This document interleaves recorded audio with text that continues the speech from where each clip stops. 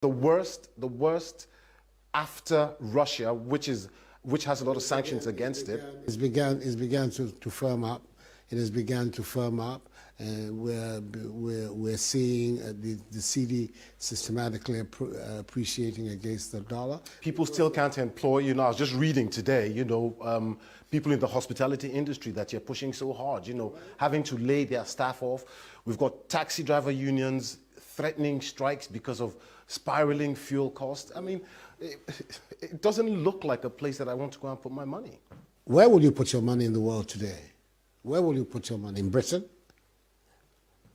which is suffering the worst standard of living statistics for over 30 years? Is it? Oh, I think let's situate ourselves correctly.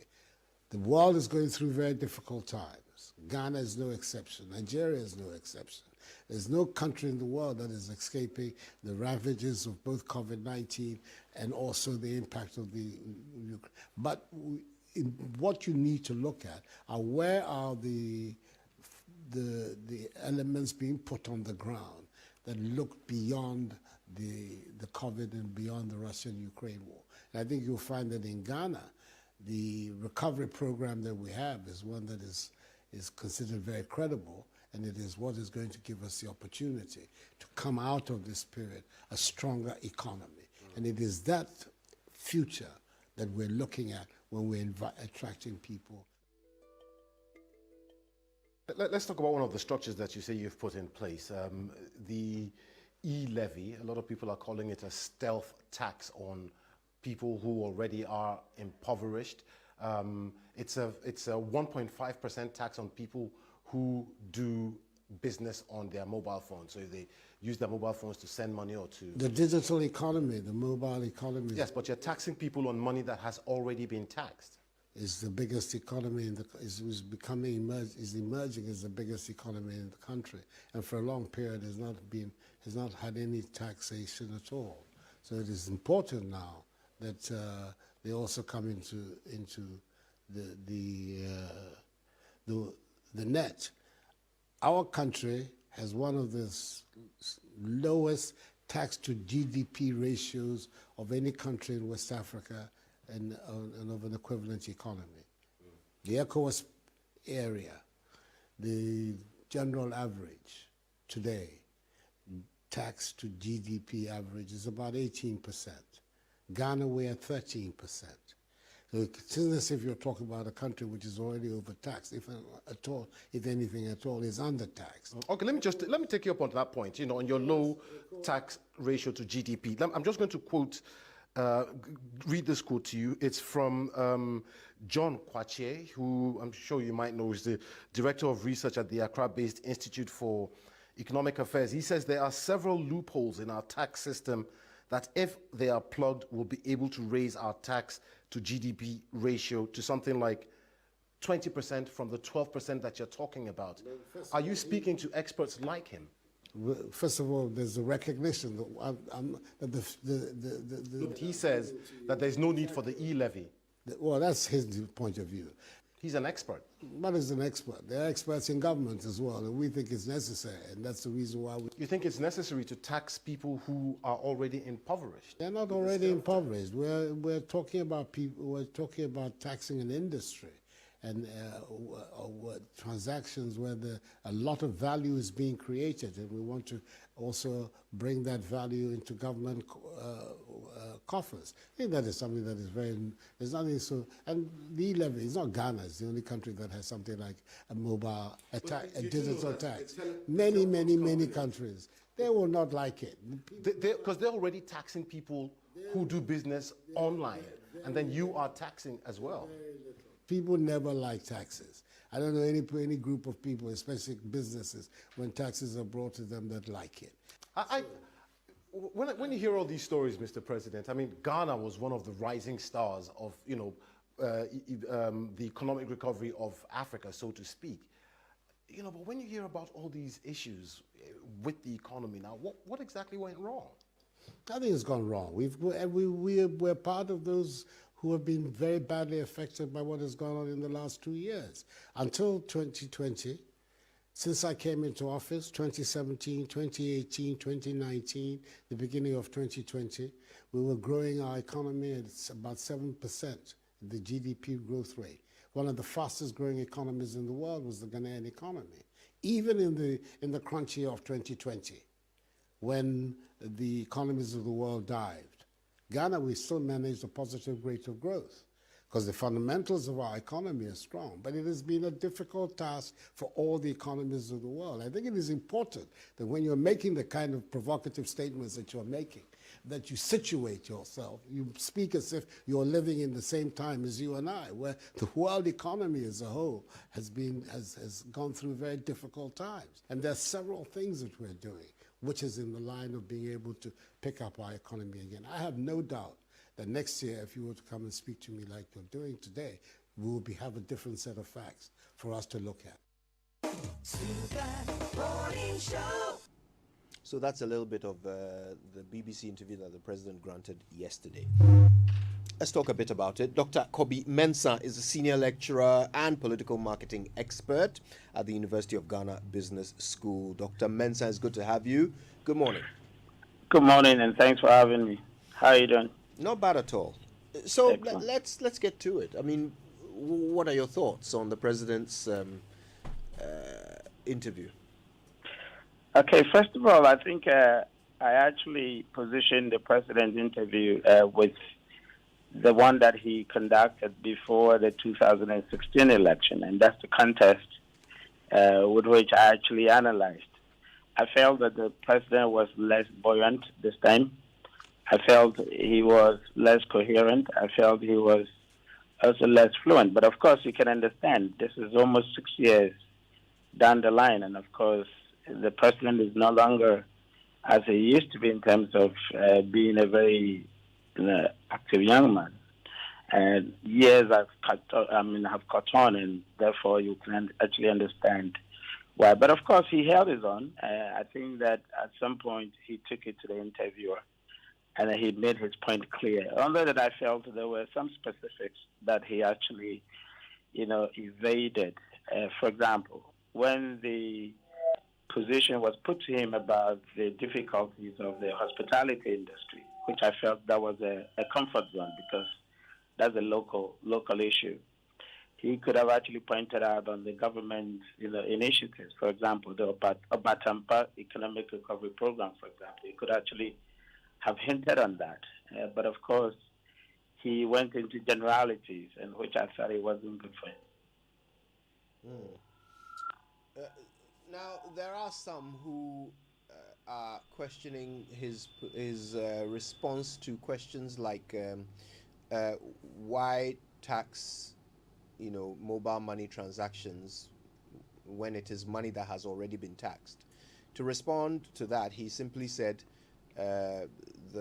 that is one of the largest economies in Ghana. There are some who feel like that was not an answer to the question, and that there were a couple of times when he was asked questions to which his response cannot really be seen as an answer. I agree. I think the president, lacked specificities and went into generalities. I felt that it was an opportunity for him to actually highlight the idea that Ghana is actually modernizing in terms of its economy. Obviously, most other countries are moving that, and the president was right in pointing out that almost every economy is moving on to the digital economy. However, it was necessary for us to add it to our pool of revenue because obviously industries are changing, or economies are changing. Now, he should have actually seized the opportunity to explain other programs other than e-levy that the government is actually using to build up our revenue sources. For example, the Ghana card, the linking of the TIN number, the various digitization programs that the government is actually putting across in order that we can actually enhance our revenue collection. But I think that he actually missed that opportunity and then descended on the experts who are actually saying that plugging in some of the loopholes could actually be better than e-levy. I think if he had been a little bit patient. I don't know. Maybe he could have actually brought in some of the other, initiatives that the government is doing to expand its revenue collection sources. Talking about the president missing, the opportunity to talk about some of the programs the government is implementing and also lacking specificity, what does that tell you about the president's understanding of the issues we are faced with? Well, I think that no doubt, being a president, he's getting daily briefings. So my first inkling will be that he's on top of the issues. Obviously, I would have to give him the benefit of the doubt. Only that I felt maybe this particular interview, he wasn't, properly briefed or he wasn't properly prepared. It could be possible that, of course, we couldn't also take out the fact that the president, for the past 6 years, of course, is no longer as he used to be. And so we could actually give him the benefit of the doubt on that ground. I mean, all of us should understand that, when you are aging, you couldn't be as you used to be. But I think that they probably could have actually given me a lot more facts so that he could actually, move off from the generalities. I mean, you realize that the president could handle the global issues very well because linking the economy to Russia war to obviously the impact of petroleum is fantastic. But where I felt he could rather be much more, direct and much more effective was the local issues, which he unfortunately evaded. And so when, unfortunately, he evades local issues, how does that justify your point that he's on top of issues? Well, I'm giving him the benefit of the doubt that perhaps his handlers actually briefing him. But of course, it could be that the interview wasn't, properly handled. So you also say, in giving him the benefit of the doubt, it could be that his handlers didn't brief him properly. You're saying they did the president some bit of a disservice? I couldn't say for a fact, but of course, if you have an interview of such a magnitude, you would expect that the local issues could have actually been coming through, much more than the global ones. But, this is the case that the president was very comfortable with the global issues more than the local ones. And so you would want to question, the preparation by his handlers, for example. And in questioning the preparation, so you expect that he should be on top of local issues, he's not on top of local issues. You expect that his handlers should have prepared him to be on top of local issues. Absolutely. In the absence of that, they've not done their job, have they? Sorry, say it again, the last one. I'm saying in the absence of all these, the handlers have not done the job expected of them, have they? Well, possibly. Possibly they didn't actually do what is expected. Because, see, there are quite a lot of programs this government had actually put together, ostensibly to reduce our, our reliance on a very few people within the tax net. Now, when the president was questioned, he rather, said that it was necessary that we do e-levy, but he couldn't actually connect it to the very many, programs that the government said they've put in place to shore up our revenue sources. And I thought that was a missed opportunity. So in that case, perhaps the handlers didn't actually do a good job in that direction. Because you've put in, digitization programs, you put in the Ghana card, you've put in the 10 numbers of all of this we have been told are to build our revenue sources. So how come that the president couldn't say that in addition to e-levy, these are the other programs that we're doing to shore up our revenue sources? You wonder. Bearing in mind that this was after the president had launched Destination Ghana and giving a chance to speak about Ghana, would you say it was a missed opportunity to market Ghana? Well, maybe the president wanted to be very focused on what the interviewer was. But having said that, of course, maybe he could have actually seized the opportunity, maybe from the beginning to have highlighted the reason why he was in Britain, and then, of course, gone into the rest of the interview. You could also say that perhaps the president was trying to focus on the actual reason why he was invited for the interview. So I couldn't actually legislate for the president, but I think that, yes, from the point that you're making, he probably could have actually done that in the beginning. So it was a missed opportunity. Well, you could actually argue that. Dr. Mensah, this is the most recent interview the president has granted the foreign press. Every time that happens, you will get local media also asking when their turn will come. It's been a couple of years since we had a meet the press at the presidency.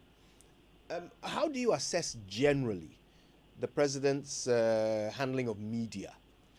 You know, in the 5 years that he's been president.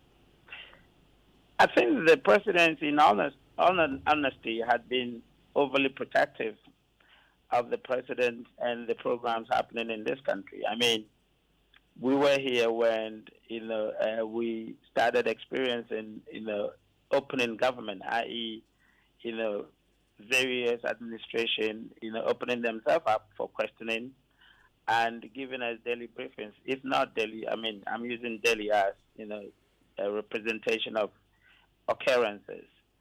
But we have seen an increase in closing up of that particular program, and that is a little bit worrying, especially judging the president from his coming from in terms of his brand. We felt that he could probably be much more transparent. We felt that he could probably be much more media friendly, but we're seeing entirely different. And I think it also speaks to the general posture of his administration, to be frank, because I always say that the president came on two platforms, a very compassionate president and a very, anti-corruption president. But these platforms, I'm afraid, he seems to have deviated on that, including the access to media or media's access to the presidency. And that's a very honest, analysis that I'm actually putting across. So maybe the office of the presidency would want to look at that and see whether towards the few years remaining in office, they could redeem their image from that ground. And it's not only me. I think quite a lot of people, especially media observers, a little bit worried about that posture. In 2024, someone else will lead the NPP into the election. Is the president helping or harming the fortunes of whomever that may be? Well, that would be putting into the analysis quite a number of things. But of course, you would also say that every leader brings a different style. So they could promise an entirely different posture. But if we have to analyze the party's chances per the behavior of the MPP in government now, you would argue that perhaps there are certain things that could actually go on to harm the next, NPP leadership. But of course, per strategy, they could always mount a different defense, which is possible. Dr. Kobi Mensah, thank you very much for your time. We appreciate it. Thank you for having me. Yeah, that's Dr. Kobi Mensah, Senior Lecturer and Political Marketing Expert at the University of Ghana Business School. Ray? The president was there primarily, and you could see the caption even under it. Ghana's president speak to the BBC, and under that, the president wants to promote Destination Ghana and tourism.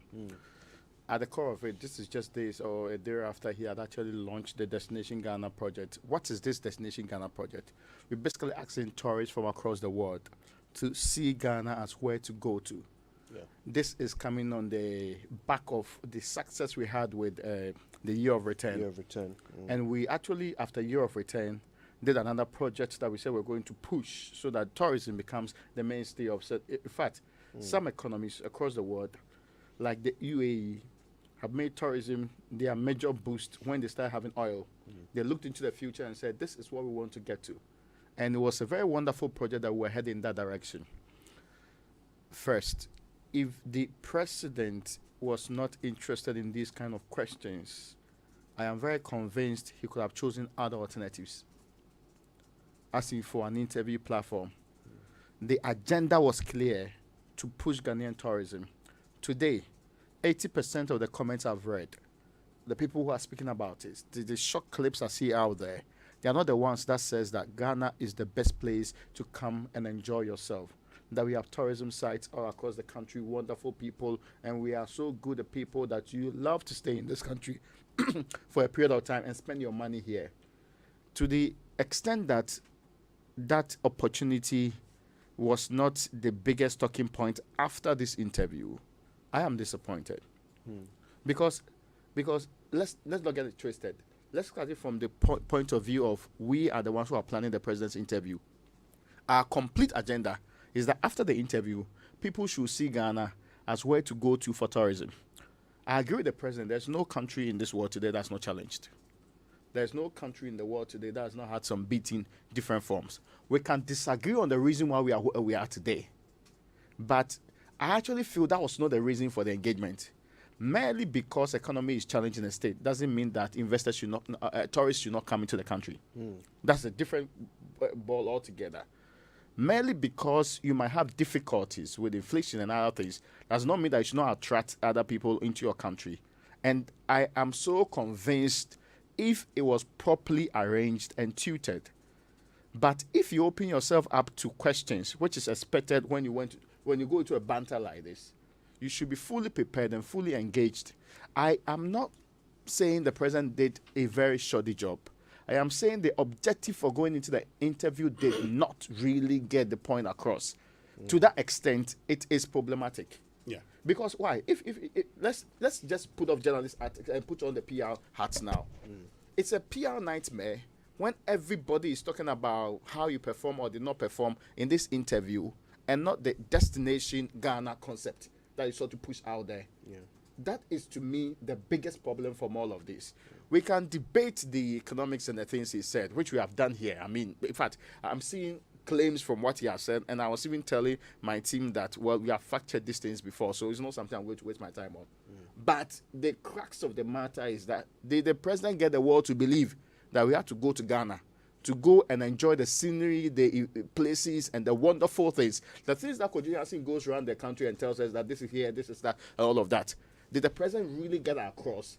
Did the president make people believe that this Christmas or this Easter or whichever period I have to head to Ghana?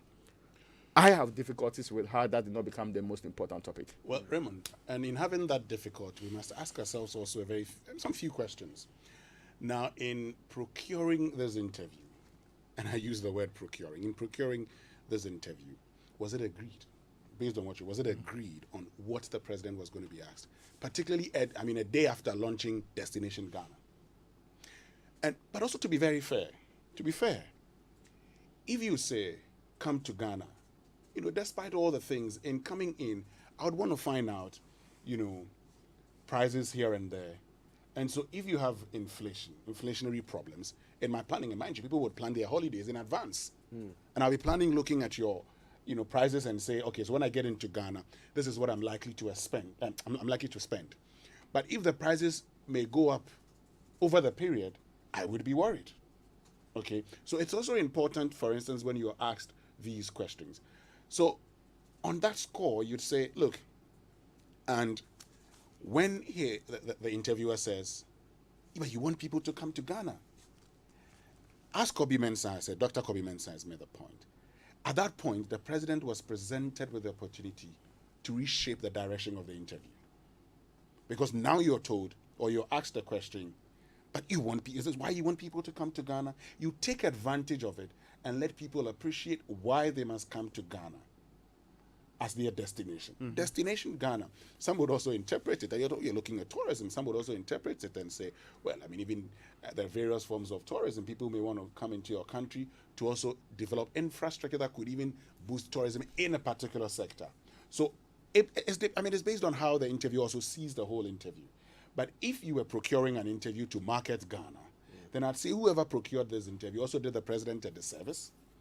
And the president also had a chance to reshape the conversation.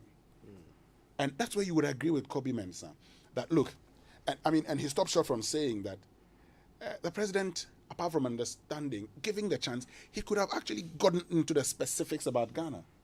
He had all these opportunities. He chose to talk about the global situation. Of course, the global situation has affected every economy. COVID-19 has affected every economy, but the rate of, the impact is different from every economy. We know, for instance, that in the third world, in Africa, for instance, because we got vaccines late, we could not lift a lot of the restrictions, as was the case in the developed world. We know, for instance, that movement would drive consumption, consumption would drive your growth. These are things, that would have happened if we had vaccines on time.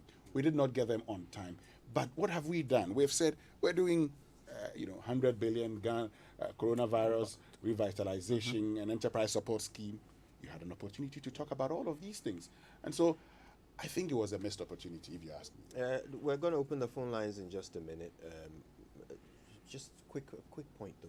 I think the president has become a bit rusty when it comes to interviewing.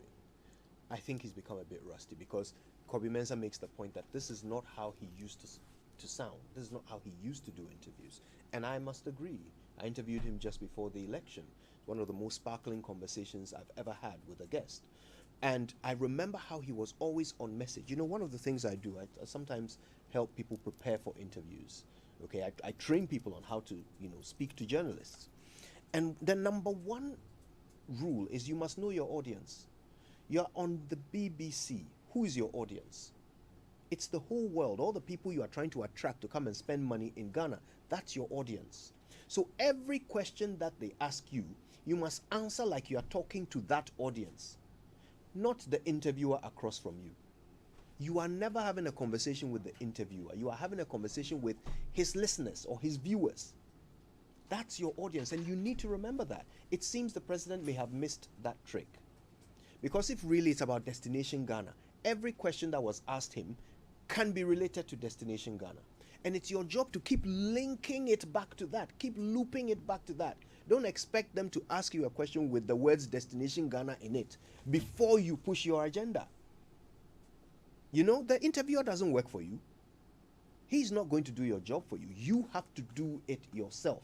And in every interview, the person asking the questions is doing journalism. The person answering the questions is doing public relations.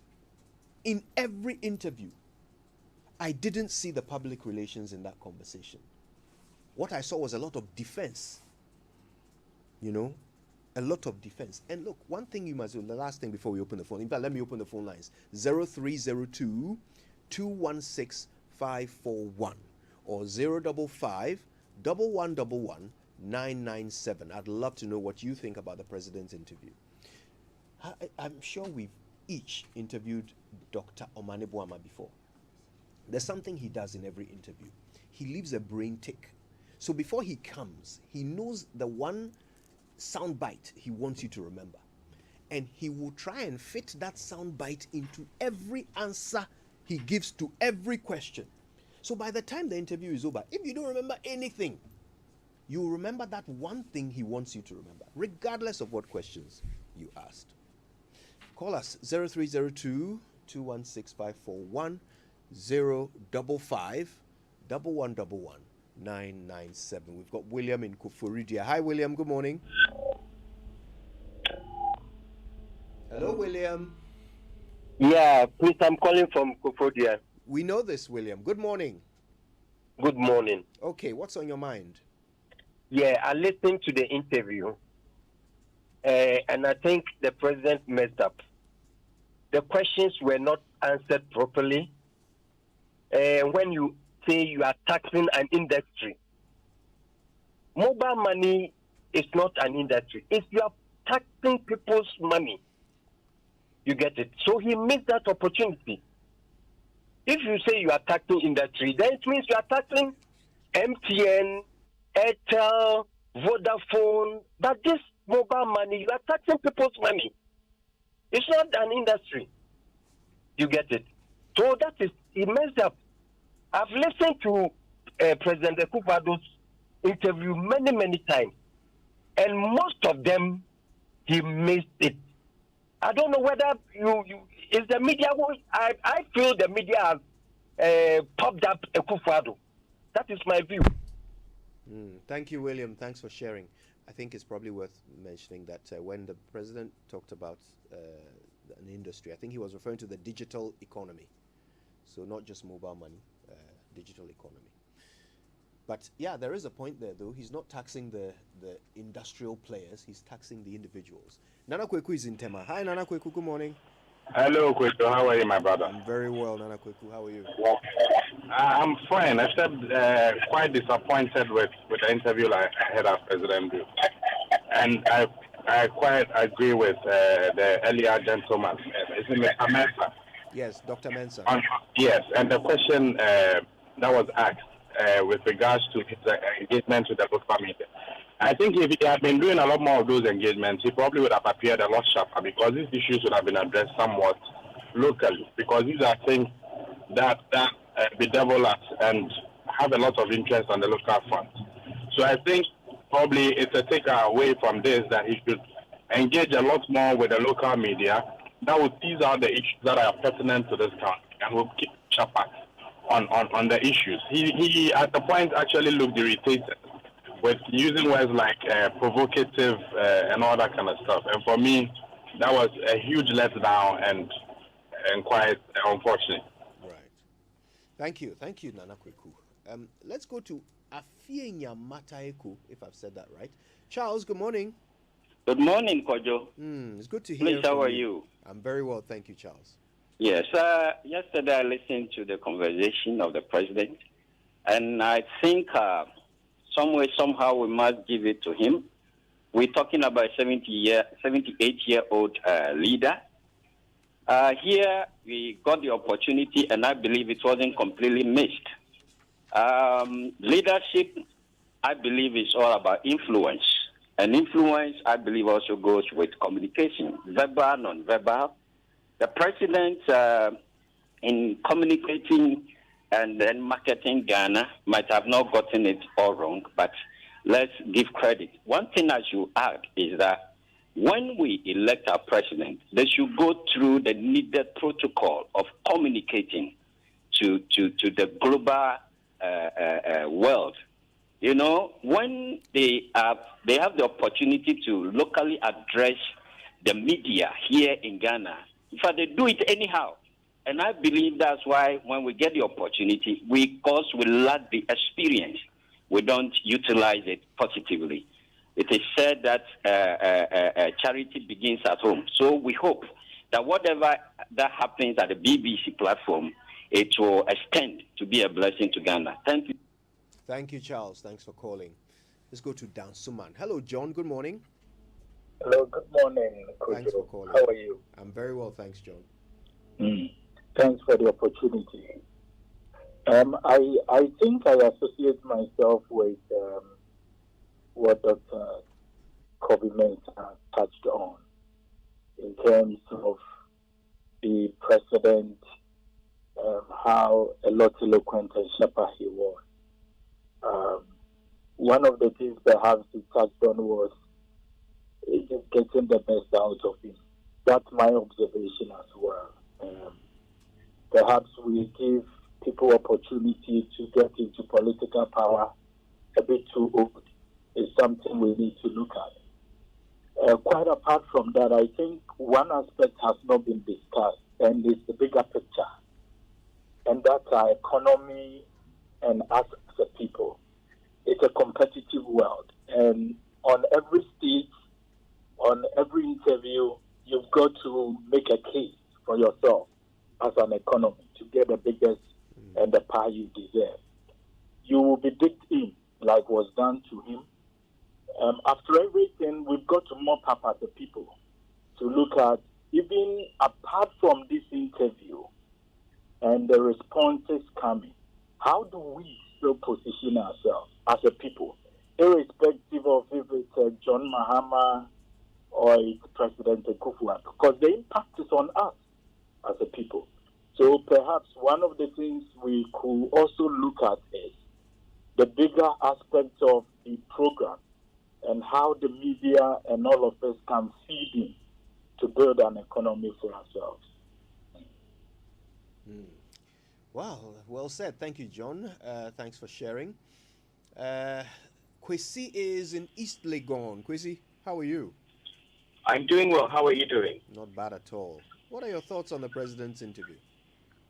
Well, I think we're spending too much time on what he should have said, or the missed opportunities that he had. Instead, I'd like us to focus on the very worrisome fact that the president didn't seem to understand that e-levy, for example, is just double incidence of taxation on the consumers. Also, the fact that the president didn't seem to understand that broadening the tax base didn't actually mean you had to tax a specific industry. Because right now we know that the bulk of Ghanaians who don't actually pay taxes are in the informal sector. It doesn't necessarily mean if you tax mobile money, those are the same people who use mobile money. Because being realistic, the bulk of people who are traders, market women, and so on, they actually deal in cash. So what is effectively happening is those of us who are paying taxes are being taxed everywhere. So it's more like a punitive tax in the end. And so I think the focus should be on the fact that the president seems lost on these matters. And you could blame his handlers or whatever, but the reality is, yes, he's aging, mental acuity is a problem, but he should understand some of the basics of economics. Thank you so much. Thank you for sharing, Kofi, in East Legon. Wow. Okay, I think we've taken a few calls. There's more to come on the Super Morning Show. Maybe we can take one more call from East Legon. This is Kofi. Hi, Kofi. Good morning. Good morning, Kojo. Yeah, we just finished talking to Kwesi in East Legon. Now we've got Kofi in East Legon. Good morning, Kojo. How are you? Good morning to you. I'm very well. Thanks for calling us. Okay. Kojo, I just have a very simple submission. Our president has led a fine life. I think he is done. He is spent. There's nothing new he can bring to the table. In 2016, I really campaigned for a regime change, but I'm not so confident anymore. He has nothing new to offer again.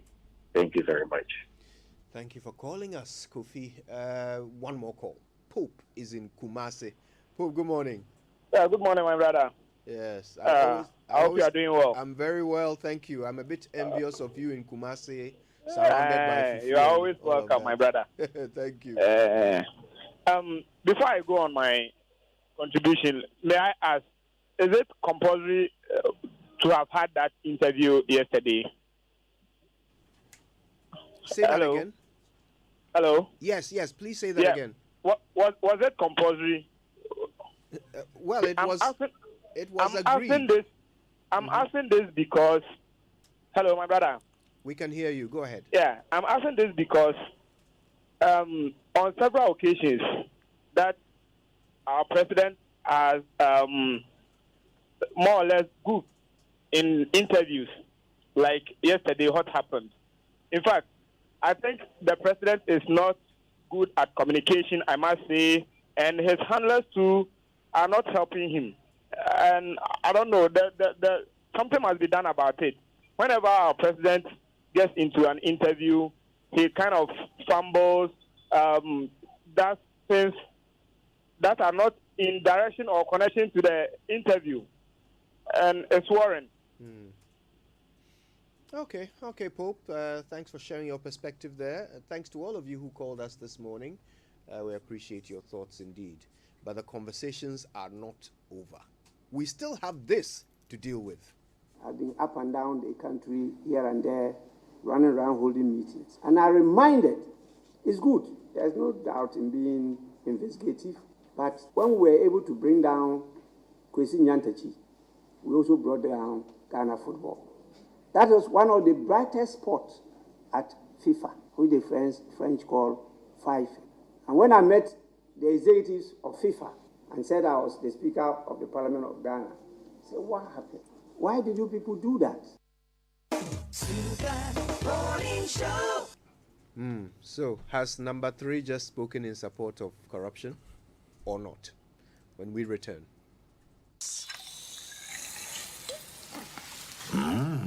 Nice. Schweppes Citrus, the ultimate citrus experience.